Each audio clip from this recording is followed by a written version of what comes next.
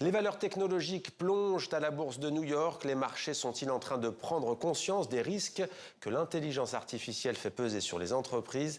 Décryptage avec Demet Korkmaz dans 64 Échos.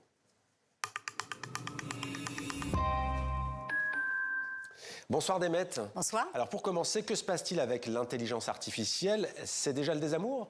Alors c'est un désamour qui coûte la bagatelle de 285 milliards de dollars, évaporé en une seule séance. C'est un crack comme la tech n'avait jamais connu. Le plus étonnant, ce sont les raisons de ce vent de panique. Et cette raison s'appelle Claude, récemment développé par Anthropic. C'est l'un des 3 leaders de l'IA avec Alphabet et OpenAI, mais moins connu du grand public.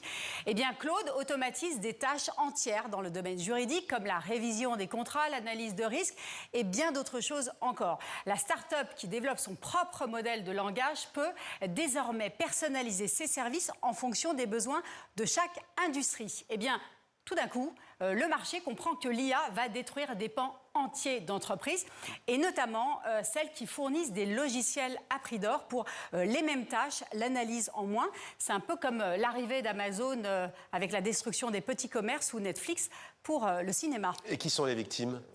On retrouve Salesforce, Adobe ou encore Accenture. Ils ont perdu entre 40 et 50% par rapport à leur plus haut niveau, début 2025. Et est-ce que c'est fini pour les éditeurs de logiciels, Demet?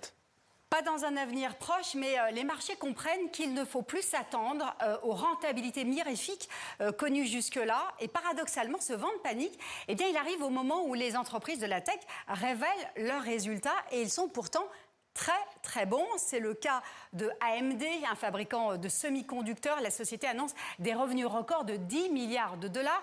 Cela ne l'empêche pas de plonger de 17%. Pareil pour Palantir qui perd 12% alors que Palantir annonce une hausse de 70%. Nvidia limite la casse à 3,4%. Mais là encore, sa progression est spectaculaire, en hausse de 78% sur un an. Alors ça peut paraître paradoxal d'émettre pour le commun des mortels. Comment expliquer justement ce décalage entre la réaction des marchés et ces croissances que vous nous montrez très fortes? En fait, les marchés n'attendent plus seulement de très bons résultats, ils veulent d'excellents résultats qui dépassent les attentes. Toujours plus haut, comme s'ils avaient oublié cet adage pourtant bien répandu dans le milieu, les arbres ne montent pas jusqu'au ciel. Autrement dit, il arrive un moment où les cours ne peuvent plus progresser, sans doute en raison des croissances folles connues ces dernières années par les 7 magnifiques. Ensemble, Apple, Google, Amazon, Facebook, Tesla, Meta et Nvidia valent 21 000 milliards de dollars. C'est plus que le PIB de la Chine et plus que le PIB des pays de l'Union européenne. Merci beaucoup Demet pour ce point complet. C'était 64 Échos.